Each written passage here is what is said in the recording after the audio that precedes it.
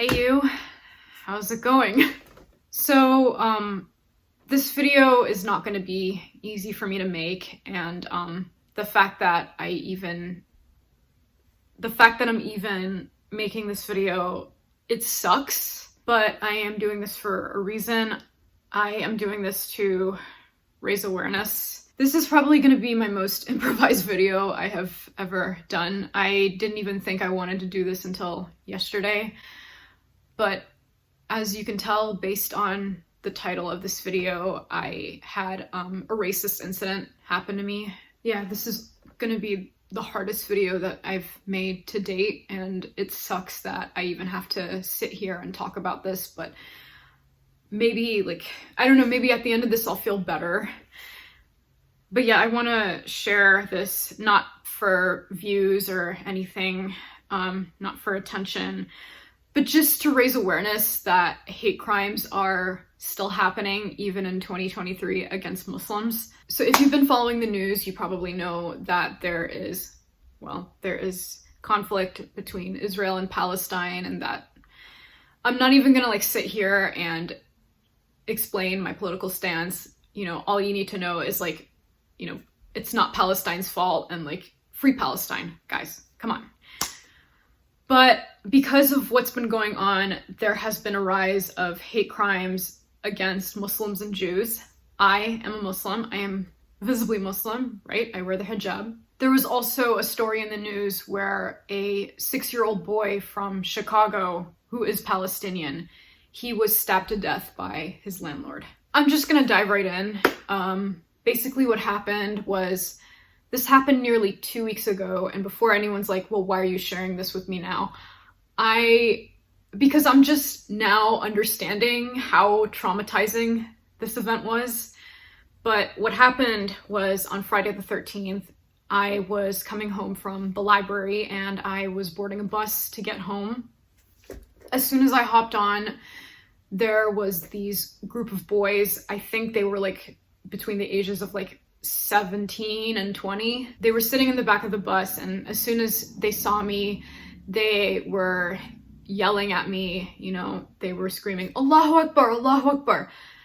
And for my non-Muslim viewers watching this, so ever since, I would say 9/11, the media has sort of ruined the phrase Allahu Akbar. People think that's what Muslims say before they blow themselves up, but that's not the case.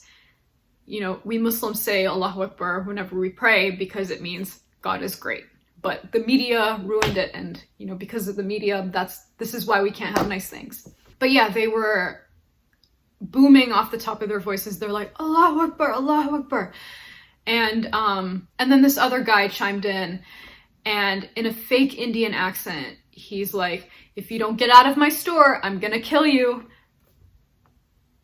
And in that moment, I knew this was targeted at me. Because I have had people assume I am Indian, but I'm actually a black woman, which, of course, if you're racist, you don't make that distinction. But also, if you're racist, you're just, straight up stupid. Can we all just agree? But yeah, right off the bat, I knew those comments were being directed towards me. And yeah, my heart was beating really fast, and I got my headphones out and I just I put them on. I knew that the bus driver was not going to do anything about it, and I also didn't want to cause a scene myself. I wasn't even sure, should I be recording this? I don't know what to do, but also this, I could use this as part of my case, but the bus that I rode, they record video and audio, right? So yeah, there I go. But yeah, I put on my headphones and I just put it up, whatever I was listening to, I just put it at full volume because I did not want to hear what these boys were saying, because the way that they were yelling at me was so threatening. And I remember even just thinking that if nobody is gonna help, if nobody is gonna do anything about this, then I would rather me blow out my hearing. I would rather lose my hearing than have them yell at me, because I have nothing to protect myself right at the moment. But even at full volume, they were even louder than what I was listening to. And I'm just like, dear God, please just let me get home safe. Like, I just want to go home. And fortunately, these boys got off like a couple stops later. They got off like, I think about a mile before my stop. And I remember as soon as they got off, like I let out this big exhale. I'm like, oh, thank God. And then I got off at my stop, and as soon as I stepped out of that bus, I just remember getting a massive headache. And as I was walking to my front door, I'm just like, you know what? It's okay. It's just another Friday. Don't worry about it. And I just look back now and I'm like, why did I act like this was okay? Why did I gaslight myself to think that what those boys did was okay, right? Because that behavior is just unacceptable. And they were disturbing the peace too, which I think there are consequences for those kinds of things. Am I wrong? And like, I didn't even realize how traumatic it was until like the other night when I was just like out of nowhere, like I was typing a poem on my phone to better contextualize my feelings, which is crazy because I don't write poems, but like I was just inspired by my friend Lydia and also my friends Joe and Aiden from Writers Group who writes poems. So shout out to all of y'all. But yeah, I wrote this poem to better contextualize what I was feeling. And as I was typing this in my phone and as I was reading it back to myself, I'm like, oh my God, this hurts like hell. And I was just crying myself to sleep that night. I really had a hard time processing that incident. And when people put you in a position to make you feel frightened, you should not push that down. You should not act like nothing happened. Something did happen, and I look back and I'm like, what if something did happen, right? First, it could be verbal abuse, and then it could escalate into something physical, right? And then what am I gonna do then? What was I gonna do then?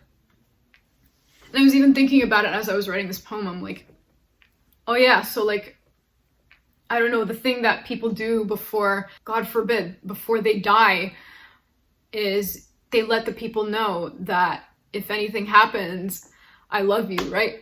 So, oh God, I'm not gonna cry on you. I'm sorry. I hate crying on camera. First of all, let me just, excuse me. But like, I can't imagine how my family and friends would feel if like that did escalate into something, and it just makes me even more grateful that I came home safe, right? But like, I don't know, like the next time something happens, it's like, okay, now I have to act like something is gonna happen, right? Because that's how worried I feel about this. I don't want to have to, text my family and friends. And do you know how heartbreaking it is to like have to potentially text your mom, if anything happens, I love you, right? I did not want to have to get to that point, but like, cause like it doesn't make any sense to me that like, I'm sorry. Because I look back and I'm like, there was nothing about this incident that makes any sense to me. Why, what was like in these boys' right mind that they think it was okay to use threatening language against me, right? I didn't do anything to them. Hell, I don't even know who they are. And they thought that like, oh, this is comical, let's scare away this like poor innocent Muslim woman. Like, do you understand like how f***ed up that is? Like, what did I do to deserve this, right? Just by existing? And like what? All because of like what's going on between Palestine and Israel, and like how Palestine and Gaza, they're getting the short end of the stick in all of this, and like American Muslims are getting the short end of the stick, and like I'm not even Palestinian, and that's not to say that like, oh, channel your anger towards Palestinians, right? No, they don't deserve that. They don't deserve that, right? But again, like when you're racist, like, you lack judgment. But yeah, I should not have to fear for my safety, right? I should not have to think, oh my God, is today going to be my last day? Am I going to die another statistic because someone thinks I am responsible for what's going on the other side of the world? But yeah, I know, like, I know for sure I did not deserve any of that. And the very next day I bought pepper spray, and I am traumatized to the point where, like, I can't even go out to take out the trash without bringing it with me. And I can't even be somewhere like where there's large crowds. Like, even yesterday I was in downtown and I was waiting for my bus, and there was just too many people there, and like it got noisy, and I'm like, I can't do this right now. But luckily, like, my friend, she texted me, she's like, hey, are you free? And I'm like, okay, perfect, because I think I'm gonna have an anxiety attack. But yeah, I hope me sharing this story, like, I'm not being super dramatic. I'm not trying to be super dramatic. I'm just trying to share something that happened with me. And the message that I want to share is, like, if something happens, like, don't ignore it. Do not ignore it. It's valid. What you're feeling is valid, right? And it is a big deal, and you don't deserve it. And I did contact CARE, which I don't know what the acronym stands for, but it's basically like a nonprofit organization that looks after American Muslims, especially like in times of discrimination and racism. But yeah, I have yet to hear from them. I know this isn't like my normal content, you know, because I'm so happy-go-lucky, and, you know, I want to share like the positive things that are happening in my life. I don't want to be reduced down to this like poor little thing that had a racist encounter, and it was like so earth-shattering for her. You know, I just, from here on out, like, I just hope that, like, you know, I've sort of like maintained, like, I don't know, a positive space on my channel, because that's what I love about my YouTube channel, you know, that's what I love about the community that I've built, you know, it's full of positivity, and I want it to stay that way. But yeah, without further ado, I should share with you the poem that I wrote. And it was, of course, absolutely heartbreaking, because I thought of my mother in this situation. If anything happens, I love you. By me. Their screeching breaks the sound barrier, causing eardrums to bleed. Not even my music can tune them out. My voice doesn't come in need. Will today be my death date, or just another Friday? Heart is banging to escape what my body cannot. Head is spinning like a clock, time ticks at the same rate. Hands and legs quaking, as if my 5'4" building is on the verge of collapsing. Cold sweat, even in sweater weather. Cheeks are hot, but the hell I'm in is hotter. Inhale, exhale. Conditions are regulate. Adrenaline kicks in. Regulate. iPhone on my left. Mace on my right. Eyes up front, not looking back. Can't look down. Gotta keep my head up. This might be a false alarm, or this isn't a drill. This might be an isolated incident, or some serial killer shit. This might not be a hate crime, or maybe I'm gaslighting myself.